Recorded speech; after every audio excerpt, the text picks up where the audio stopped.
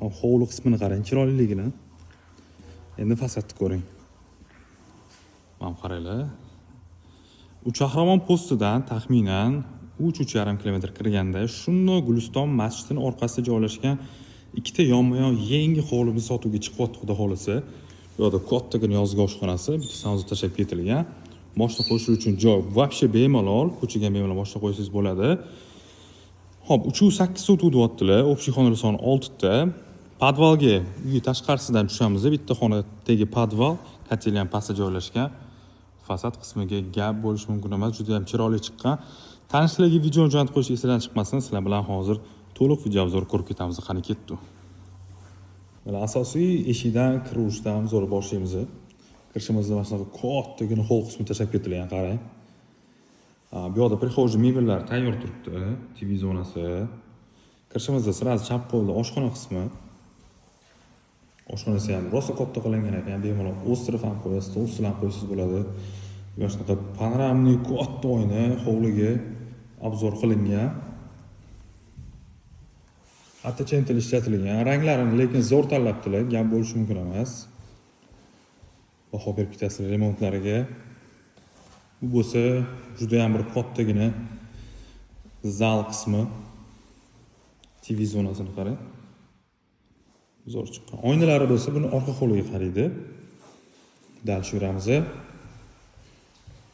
Shu atrofdan shunaqa kattaroq hovli qarayotgan tanishlar bo'lsa, обязательно videoni jo'natib qo'yinglar. Bu bo'lsa bizning zinantagi kladovkamiz va birinchi etaj uchun sanuzolimiz. Qaranglar, kattaligini sanuzoli.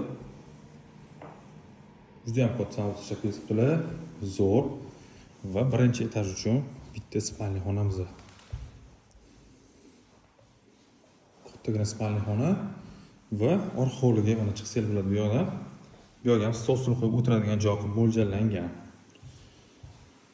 Tanishlar bilan jo'natib qo'yinglar, sizlar bilan biz endi ikkinchi etajni obzorini ko'rib ketamiz. Qani ketdi. Ikkinchi etaj obzorini boshlaymiz.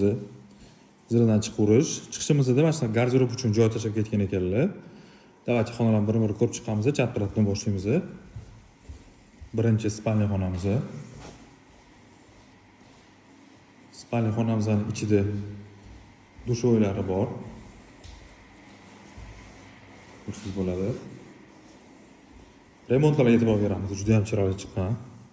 Keyingi xonamiz yana bitta spalni. Buni detskiy qilib ishlatsanglar bo'ladi. Topli pol va radiatorlar qo'yilgan. Dal shuramiz. Bu yerda bitta общий sanuzol vanna qilingan. Chiroyli chiqqan rosa. Keyingi spalni xonamiz. Rozoviy tonli tanlangan bu yerda. Va oxirgi spalni xonamizni ko'rsak bo'ladi.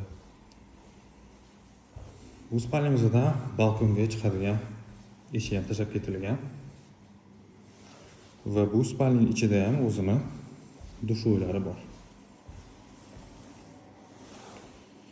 Tanishlar videoni jo'natib qo'yinglar, narx-navolari hammasi opsiyasi bilan informatsiyasi, ya'ni opsiyada bo'ladi. Orientir keladigan bo'lsa, shundoq Uchaqramondan kirganda Guliston masjidining shunday orqasida joylashgan. Bizga kuzatishingizga rahmat. Любой payt kelib, xudo xolisa ko'rsanglar bo'ladi, ko'zinglar bilan.